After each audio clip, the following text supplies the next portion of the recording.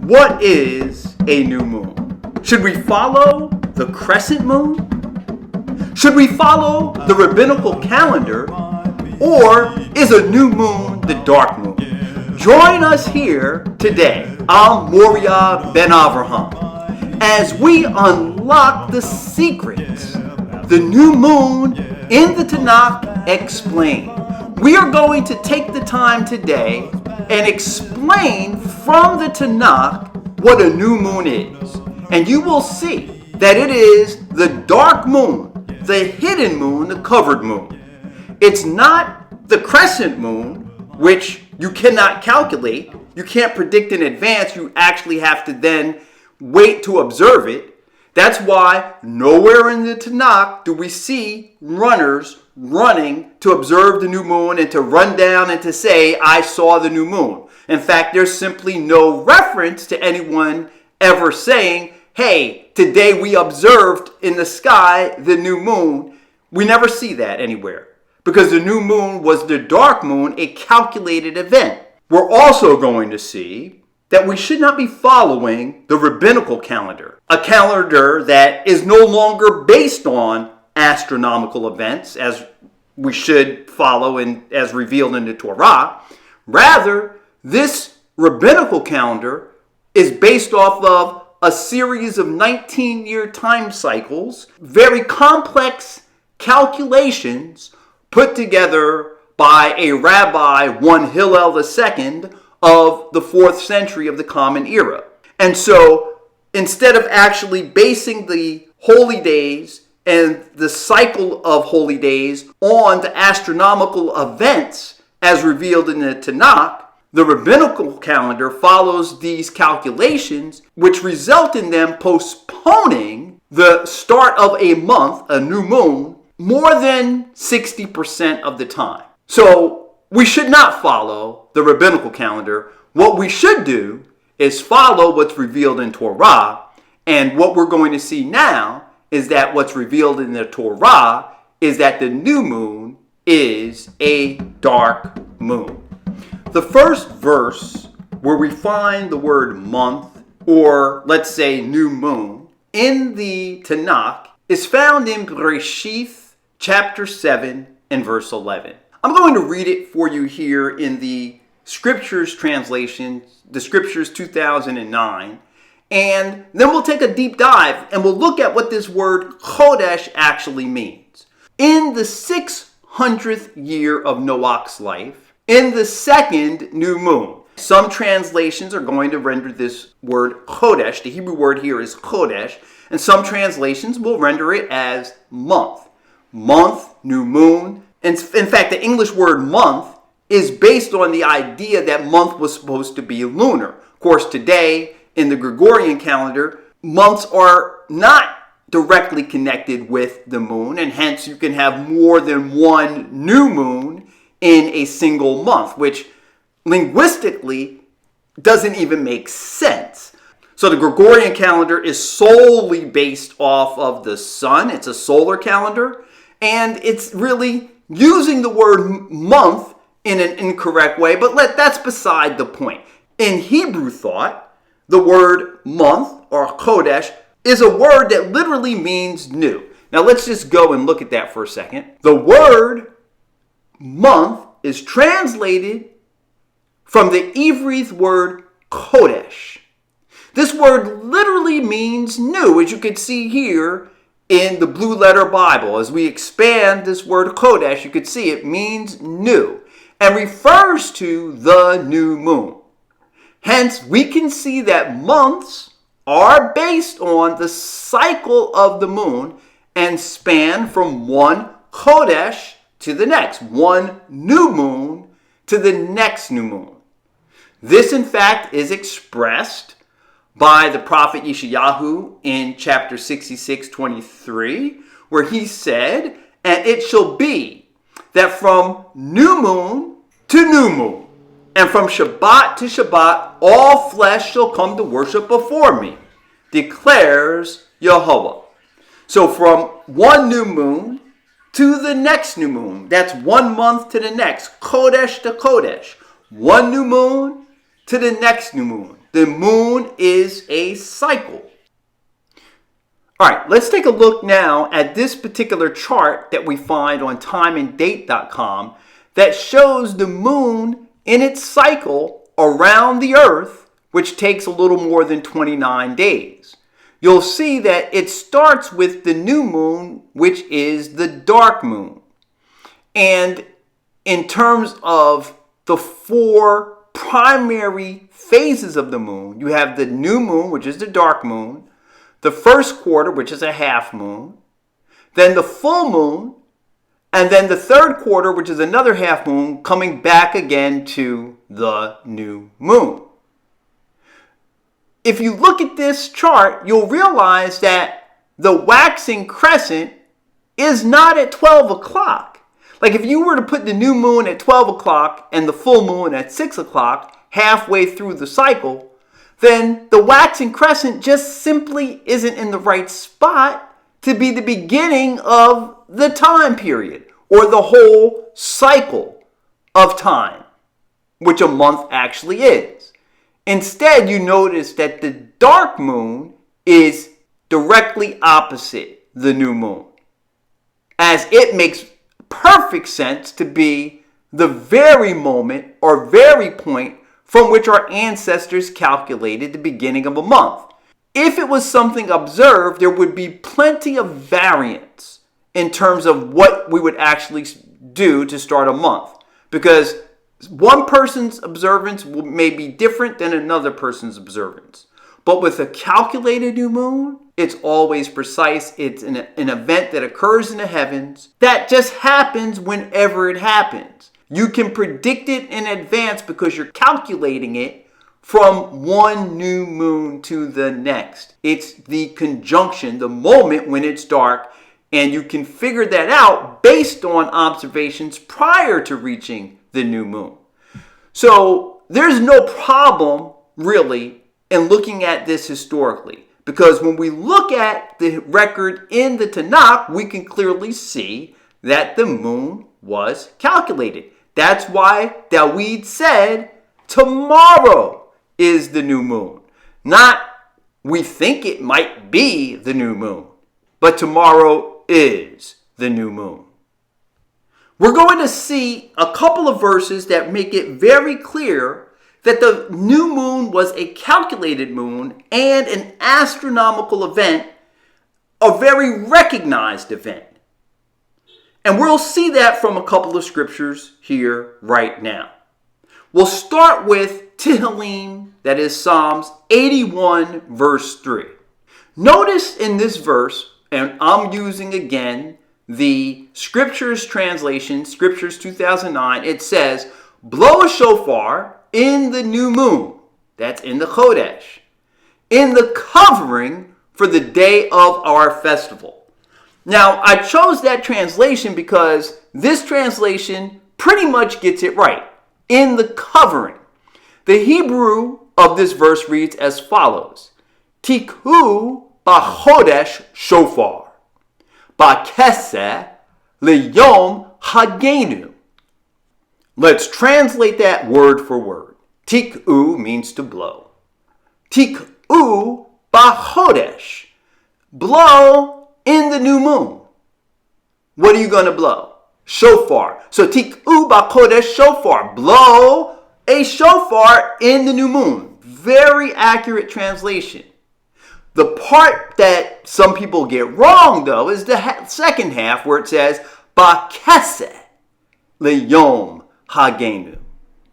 Let's open up again Blue Letter Bible. You can use that on your own. I have a link in the description below.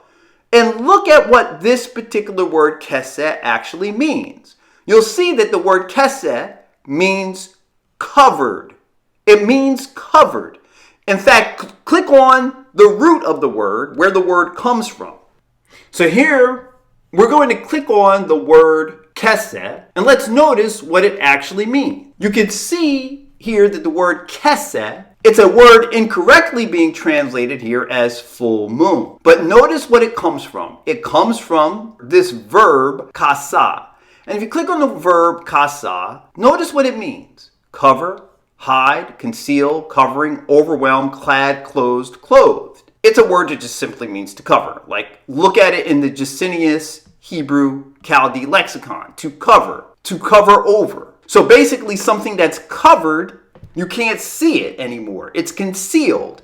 It's hidden. Notice, hidden or concealed. So it's very curious that somehow when they get to talking about the moon in relationship to this verb, that somehow they think it's actually the full moon, which there's no Torah festival celebrating the full moon. We do celebrate festivals on the 15th day of the month, the new moon, but there's not a reference to the full moon itself. So that would mean that this is really weird to translate as full moon, and especially when the word that they're using for full is a word that actually means hidden or concealed. Moreover, look at what Jacinius said about it.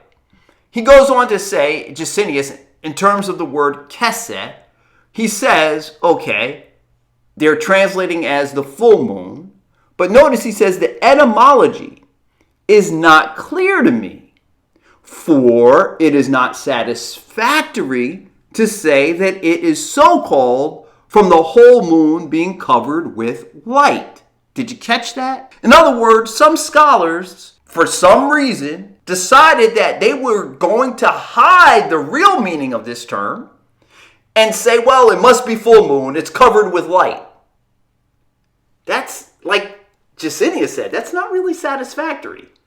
They should have just translated it the way it was written in Hebrew, which is covered or dark moon. But why are they thinking this anyway? Why are some people doubting that the new moon is the dark moon? Well, the reason is simply that with modern biblical scholarship and modern archaeology, there is an assumption that earlier societies were primitive and could not have known how to calculate the new moon. But this is just simply wrong. It's far from the truth. In fact, the ancient Egyptians not only proved their ability to calculate things like the new moon and the equinoxes, but they also even understood the wobble or the precession of the equinox. They were able to calculate that precisely. So it is totally erroneous to conclude or to believe that somehow the ancient Israelites were unable to calculate when a new moon was going to come, when in fact there are events in nature that only happen on the new moon. If you rise up early in the morning to watch the moon and the sun rise every day, if you're up at the time of sunrise, you can notice where the position of the moon every day when it rises, and it would become very obvious to you when there was going to be a dark moon and when the moon would be new, just from observation. And so it's ludicrous to believe that our ancestors were incapable of calculating a dark moon and knowing when the new moon is. So when we read this verse the way it should read, blow a shofar in the new moon, in the covered moon, for the day of our festival. Well, then it makes perfect sense because the covered moon is the new moon. What day do we actually blow the shofar? What is the day most common? Which day is a hag for blowing the shofar? Well, it is the first day of the 7th month.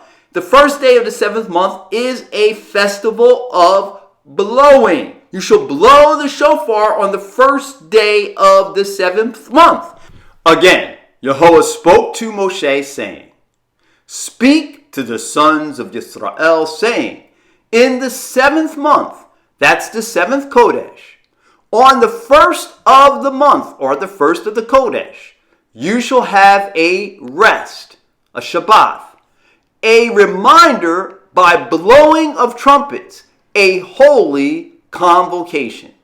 That's what we're supposed to do on the first day of the 7th month. And the first day of the 7th month is not the crescent, but it's literally the dark moon as we just saw.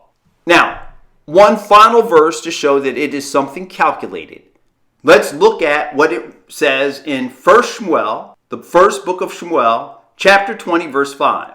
And David said to Yehonathan, see, tomorrow is the new moon. Now, he didn't say, I think it will be tomorrow. He didn't say, well, runners are going to be looking for the new moon. They may spot the crescent. No, he just said with confidence, tomorrow is the new moon. And I ought to sit with the sovereign, or that is the king, to eat. But let me go, and I shall hide in the field until the third day at evening. Notice here that David knew when the new moon was going to occur. In fact, it just wasn't something that surprised anyone to know that they could calculate a new moon. This belief that the new moon was not calculated is simply an assumption, and a bad one, by people who think that previous generations were too ignorant to know how to do such things. So from the scripture, it should be clear that the new moon isn't the crescent. That's just not what we find in the Tanakh itself. But let's also look at the rabbinical calendar. If you go to the U.S. Navy site, and I'm going to put a link in the description, it says in this article, the Jewish calendar, a brief introduction to the Jewish calendar. A Jewish calendar that dates from the time of Hillel II, 359 in the Common Era, is an official calendar of the state of Israel, along with the Gregorian calendar. It is a lunisolar calendar based on computations rather than visual observations. That's a very key point. Now, they go on to say, again, agreeing with scholars, and say that sightings of the young crescent moon were used in ancient times. They say that, but where's the proof? Where's the proof in the Tanakh record itself? There just simply isn't any. No proof during the times of the Tanakh that anybody was running around looking for a crescent. That practice started much, much later, but it was not happening in the times in which the Tanakh was written. Then it says the initial epoch for the new moon is 11:20 p.m. at the meridian of Jerusalem on Monday, the 7th of October, 3761 BCE. And from that epoch, they just simply have calculations. It's a very complex system based off of 4 rules. And you can read all about those 4 rules here. The more you read, the more you'll understand that they postpone about 60% of the time.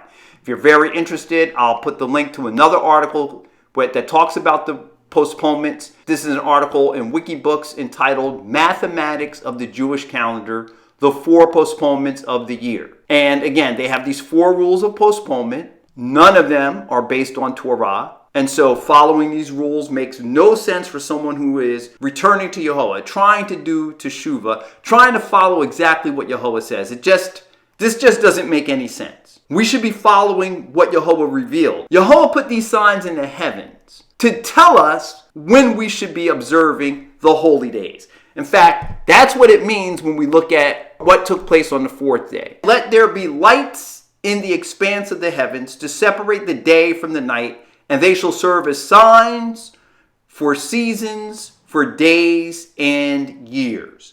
Yehovah put the sun, moon, stars in the heavens in a particular orbit, a particular time sequence, so that we could use them to know when to observe a year is one equinox to the next. And one of the things I want you to realize is that we don't need a unified system. Like a year is not the accumulation of a number of months or a number of days. A year is simply one equinox to another. It's one way of measuring things. Just as if I were to take a length of rope and just say, okay, this length of the rope is going to be my measure. And so I can say that something is 3 rope lengths. And that's a particular unit of measure. I might have a shoe and measure something by my shoe, and that could be a different unit of measure. The shoe measure and the rope measure could both be used for length, but The shoe measure isn't made up of so many lengths of the rope, nor is the rope made up of so many lengths of the shoe. They're just two different systems of measure. Now, of course, you can then later on figure out what the ratio is between the two measures, but that's an after the fact type of thing or calculation, not how the actual systems of measurement were initially created. Likewise, years are 100% solar. It's a solar measurement from equinox to equinox. Months are a lunar measurement. They're from new moon to new moon. We're not counting how many new moons it takes to get to a solar year. Just two different measurements. Likewise, days are a rotation of the earth on its axes. So that you have evening and morning. Okay, evening starts the dark part of a day, and morning, wahi erev, wahi boker, yom revi'i. So the fourth day there was evening, there was morning, two parts of the day. The dark part starts the day, the light part ends it, and by the time we reach the next dark part of the day, that's the next day. So a day is based off the rotation of the earth on its axes. Now, it says that these signs in the heavens were used also for days. What days? The Hagim, the holy days. The days when we celebrate, Pesach. Pesach is going to be based off of understanding when a Kodesh begins, when an equinox begins, so we know when a year begins, so that we can basically then understand which Kodesh is going to be considered the first Kodesh of the year. But there are two separate measurement systems. Months and years are not united. They're just different ways of measuring time. From moon to moon, new moon to new moon, or from equinox to equinox. That's what Yahweh ordained. That's what we read in the text. And that's what we should follow without any postponements. We should not be postponing, and nor should we be following the idea that our ancestors were too primitive to know how to calculate a new moon. An event that occurs with signs, with some animals only hatching on the new moon, some plants blossoming only on the new moon. The new moon is an astronomical event that starts a new month. It's the conjunction, as said in the Tehillim, blow the shofar on the new moon, on the covered moon, on the day of our Hagenu, our feast day. Hopefully you found this very helpful, and you may have questions. If you do, feel free to write. I'm happy to have dialogue and discuss these matters with you. And hit like and subscribe and share this video with your friends. There's a lot of confusion. And so the only way we can come out of this confusion is by putting away our own ideas and turning to the Torah, to the Tanakh, and to the record left for us in the Torah, the Nevi'im, and the Ketuvim. Shalom.